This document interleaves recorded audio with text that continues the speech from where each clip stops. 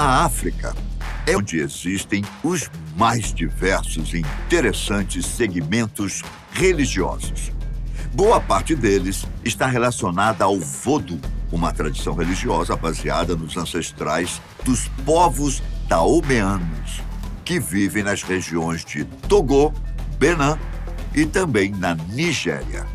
Uma das expressões locais mais fortes pode ser vista nos rituais que apresentam os zangbetos, estruturas cônicas feitas com armações de palha que praticam danças ritualísticas sob o som produzido por gongbos e ganqueques. O mais interessante nisso tudo, porém, é que dentro dessas estruturas não há ninguém.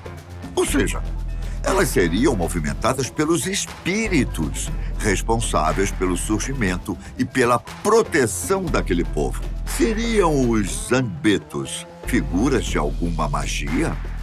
Personagens do vodou africano?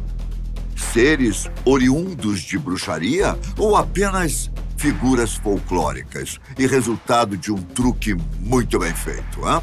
Olá, eu sou Ivan Lima e este é o canal Fatos Desconhecidos. E como sempre, é um prazer receber você aqui. Hoje vamos conhecer um pouco mais sobre essas figuras chamadas Zangbeto, da religião Yorubá, que está associado ao vodou africano. Mas antes, vamos explorar a história do vodou e de como ele surgiu, para então entrarmos no terreno dos zangbetos. O vodou ou vodum africano é uma religião tradicional da costa da África Ocidental, principalmente em Nigéria, Benin, Togo e Gana. Trata-se de uma doutrina que tem um sincretismo com o cristianismo e com as religiões indígenas africanas, que englobam manifestações culturais, religiosas e espirituais, as quais envolvem uma série de crenças mitológicas, como, por exemplo, berbere, egípcia, akan, fon, iorubá, bambuti, maasai, zulu e várias outras. Voodoo é o termo daomeano da cultura Gegefon para a palavra espírito e se distingue parcialmente das religiões animistas tradicionais que são pregadas em outras regiões da África. Contudo, possui fortes laços com o vodouísmo haitiano, com o praticado na República Dominicana, no estado americano de Louisiana e até mesmo com o candomblé do Brasil e a santeria cubana. Assim como o surgimento oficial da religião, esse laço foi formado durante a diáspora africana, nome dado ao fenômeno histórico e sociocultural ocorrido durante a imigração forçada de negros africanos para o Novo Mundo, para fins mercantis, escravagistas. Fato que é, aliás, uma parte horrível da história da humanidade, diga-se de passagem. Estima-se que hoje há mais de 7 milhões de praticantes do vodou, sendo que 4,5 milhões de seguidores estão em Benin, na costa ocidental da África, ou seja, 60% da população do país. Mas é nos países africanos onde esta religião tem mais força, principalmente nos seus rituais tradicionais. Entre eles está o misterioso ritual dos zangbetos. Mas onde está o verdadeiro mistério desse ritual? É o que você passará a ver a partir de agora. Os zangbetos, ou zambetos, são figuras que representam os guardiões da noite na religião vodou. A palavra, contudo, significa caçador da noite, conforme citou o escritor Stuart Butler em seu livro sobre Benin, de 2006.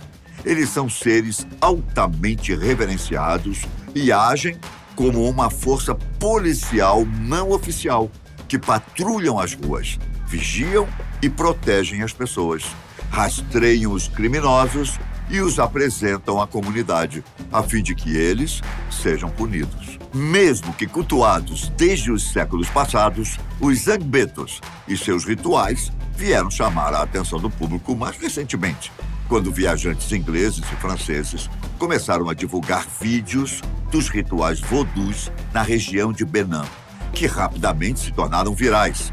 Isso levantou a curiosidade de historiadores e antropólogos, tornando público aqueles rituais que perduram até os dias de hoje e que ocorrem nos meses de julho e agosto, nos já citados países da África Ocidental durante 9 dias. As fantasias, se é que eu posso chamá-las assim, vestimentas, são estruturas cônicas feitas de ráfia, que são as folhas de uma espécie de palmeira, as quais são sustentadas por uma armação oca de varetas feitas a partir de galhos mais leves. Depois de secas, são montadas em seu estado natural e outras são tingidas com cores diferentes, o que confere ao ritual um espetáculo colorido e indiscutivelmente atraente. Cada cor tem um significado e trazem não só boas notícias, como saúde, esperança, fartura na colheita, prosperidade, como também as ruins, como doença iminente, falência e até a morte.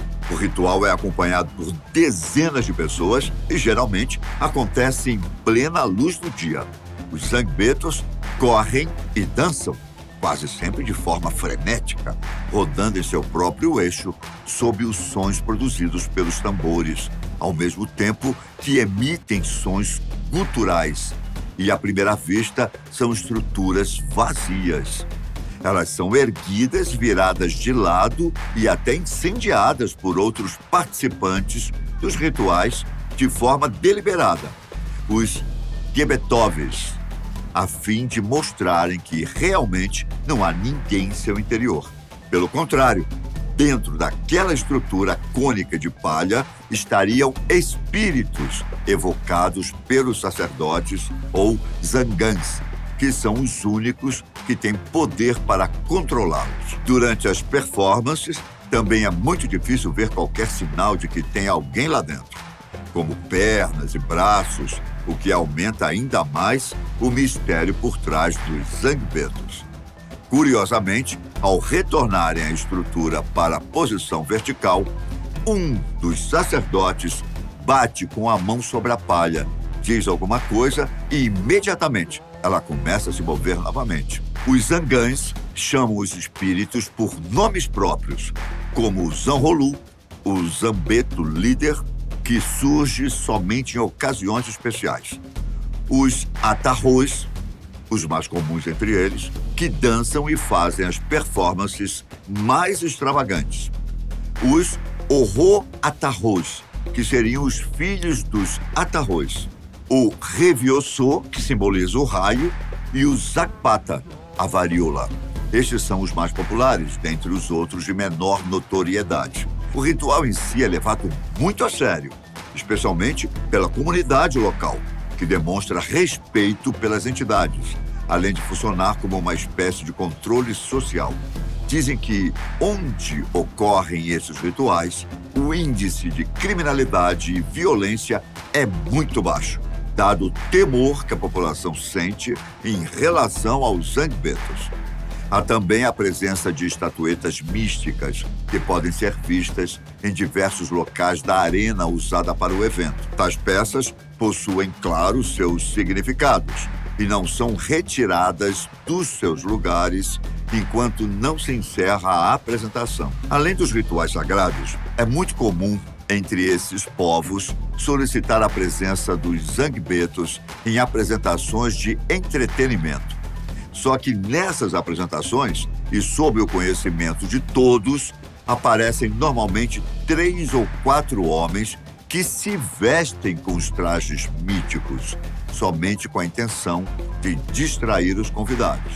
São chamados também para cerimônias funerais, mas notoriamente são pessoas que se vestem para representar as figuras místicas. Quanto ao seu surgimento, há diferentes histórias. A mitológica diz que os zangbetos têm origem no Egum, ou Ogu, que é um subgrupo dos Yorubás. Trata-se de espíritos que saíram do mar e se estabeleceram na terra de Ogu, no litoral de Benin, originalmente com o intuito de proporcionar bons acontecimentos para as comunidades. Já alguns historiadores dizem que por volta de 1684, um fazendeiro conhecido como Te Agbanlim, chegou a Porto Novo, onde hoje está Benin, e pediu aos líderes da religião Yorubá um terreno para se instalar. Com o pedido concedido, o homem teria cercado sua propriedade com corda feita de couro de antílopes.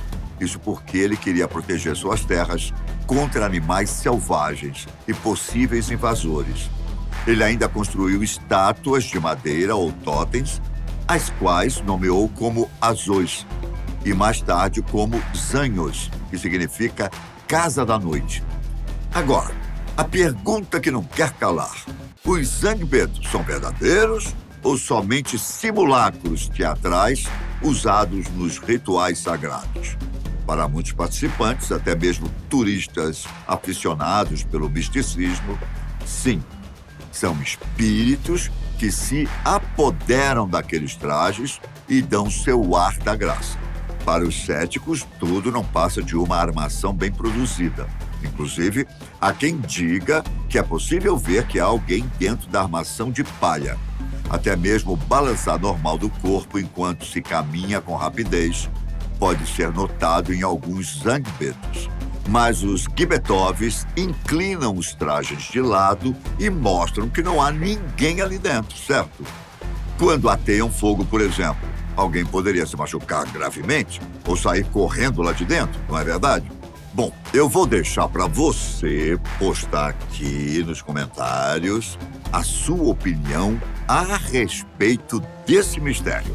De qualquer forma, trata-se de um espetáculo que vem chamando a atenção de gente do mundo inteiro, seja por motivos religiosos, místicos ou mesmo pela simples curiosidade ou vontade, em desvendar esse interessante e misterioso ritual africano.